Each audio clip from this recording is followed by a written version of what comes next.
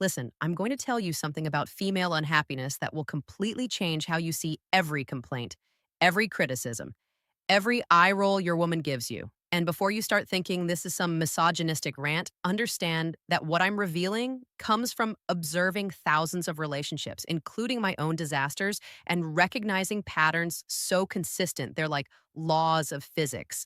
There's a mechanism in the female psyche, a program running since childhood that creates chronic dissatisfaction regardless of external circumstances.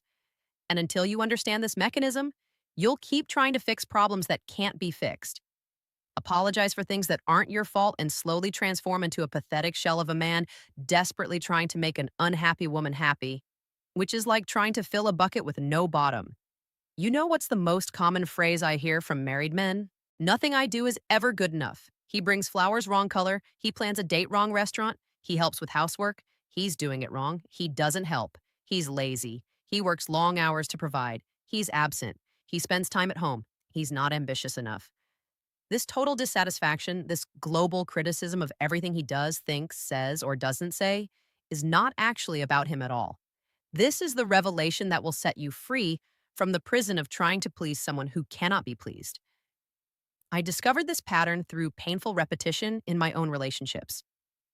There was a period, maybe 5 years, when I dated different women, completely different backgrounds, ages, careers, personalities, but the scenario was identical. Initial happiness, honeymoon phase, then gradually increasing dissatisfaction with everything about me in our life together. The first woman complained I wasn't romantic enough. With the next one, I went full romantic. Surprise trips, poetry, the whole production. She complained I was too soft, not masculine enough. With the third, I became more dominant, took charge, made decisions. She complained I didn't consider her opinions enough. You see, the dissatisfaction wasn't actually about my behavior. It was a pre existing condition that would have manifested regardless of what I did or didn't do. These women were running ancient programs, partly genetic, partly from childhood, partly from social conditioning that made happiness impossible regardless of external circumstances. They were unhappy before me. They were unhappy with me, and they are unhappy now after me because the unhappiness comes from within, not without. Programs that create unhappiness. Let's break down the first layer of this genetics. Research shows that about 50% of personality traits, including optimism versus pessimism, are hereditary. Some women are literally born with brain chemistry that predisposes them to see the negative in everything. Their default setting is dissatisfaction. Their baseline is complaint. Their norm is to be unhappy. Without serious conscious effort to rewire these patterns, they will remain permanently dissatisfied regardless of who they are with or what they have. I've repeatedly observed this pattern in families where the grandmother was chronically unhappy, the mother is chronically unhappy, and now the daughter is chronically unhappy. 3 generations of women who could win the lottery, marry Prince Charming, live in paradise, and still find something to complain about because their brain is wired to find what's wrong, not what's right. This isn't a choice. It's a genetic predisposition, like having brown eyes or being left-handed. But genetics is just the foundation. The real damage comes from childhood programming. Every unhappy woman I've known had one of 2 childhood scenarios, sometimes both. First scenario, problematic relationship with her father. Maybe he was absent, maybe he was abusive, or maybe just emotionally unavailable. She grows up with a deep resentment toward the masculine, with a subconscious conviction that men will always disappoint her. And guess what? She creates this reality herself by choosing disappointing men or by being so impossible that even good men become a disappointment trying to meet her impossible standards.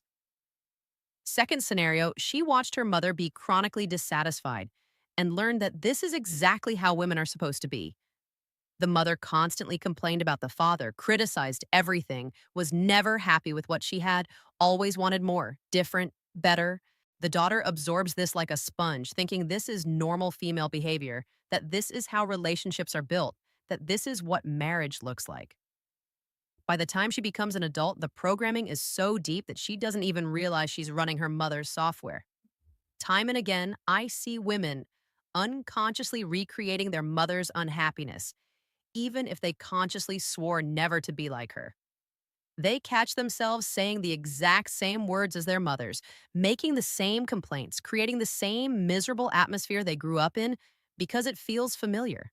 And humans, if not conscious, will always choose the familiar over the happy, distorted reality. But here is where it gets truly twisted: the gap between expectations and reality. Modern women have been sold a fantasy about what relationships and marriage should be.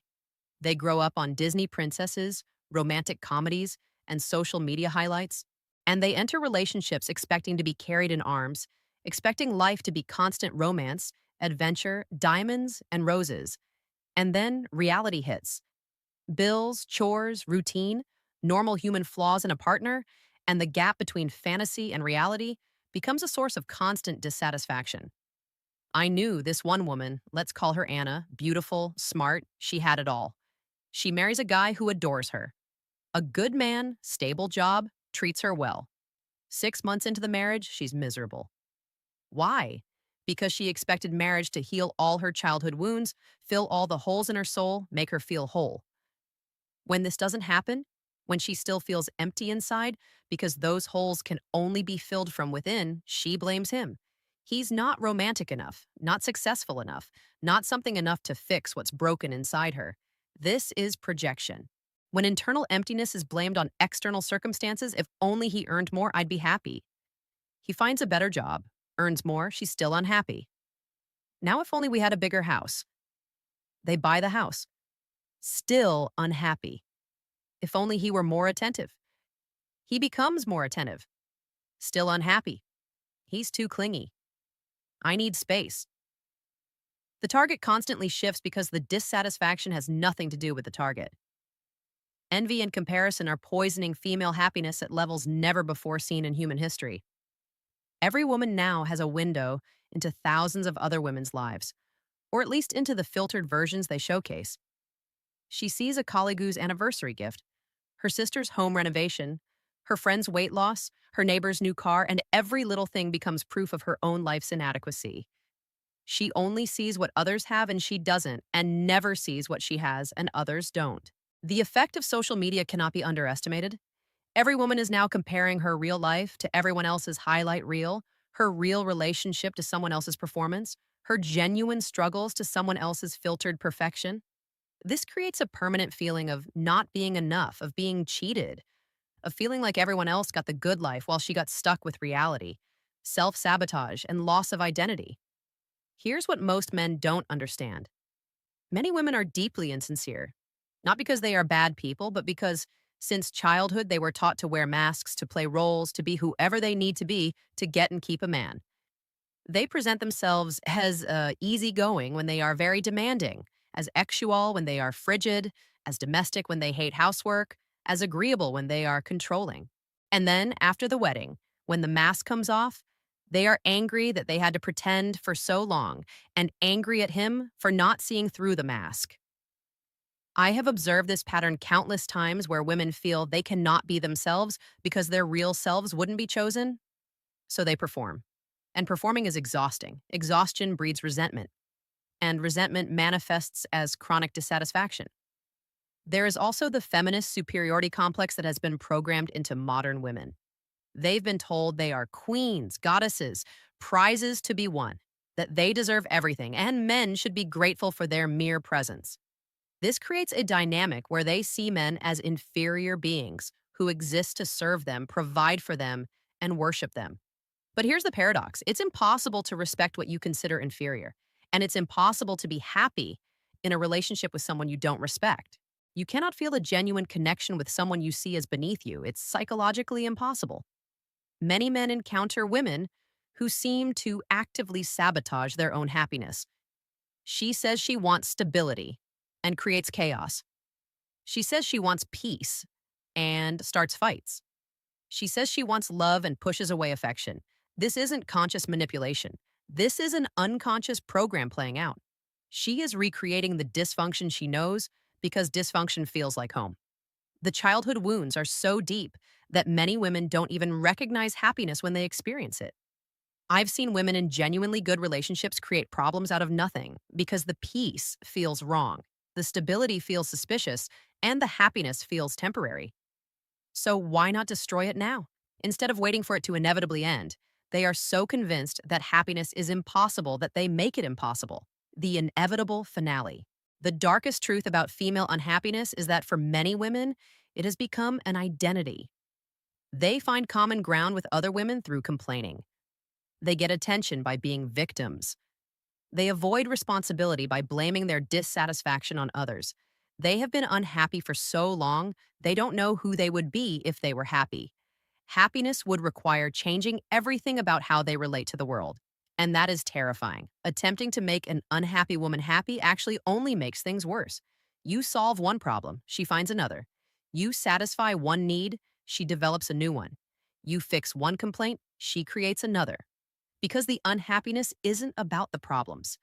It's about the identity, the familiar feeling, the known state of being. Happiness would be foreign, uncomfortable, suspicious. The consequences for men are devastating.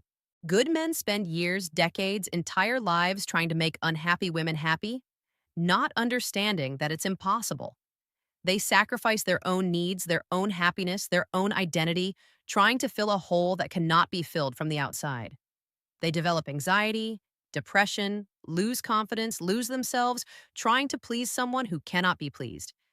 They think, yeah, if I just try harder, do more, be better, she will finally be happy.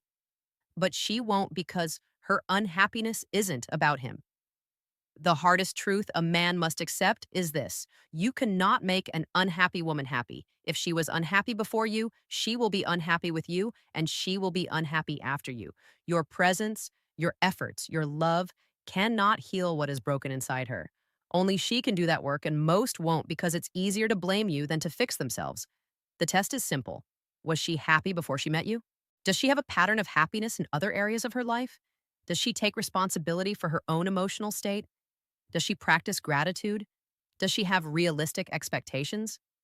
If the answers to these questions are no, then you are with a chronically unhappy person, and that is not going to change because of anything you do or don't do. Understanding this doesn't solve the problem, but it frees you from the futile effort of trying to fix what you didn't break and cannot repair. Her happiness is her responsibility. And until she takes that responsibility, she will remain unhappy no matter what you do, who she is with, or what she has. This is just one of the many mechanisms that control us. If you're ready to stop walking in circles and want to understand the deep-seated programs that actually define your life, your relationships, and your reactions, this is the place for you.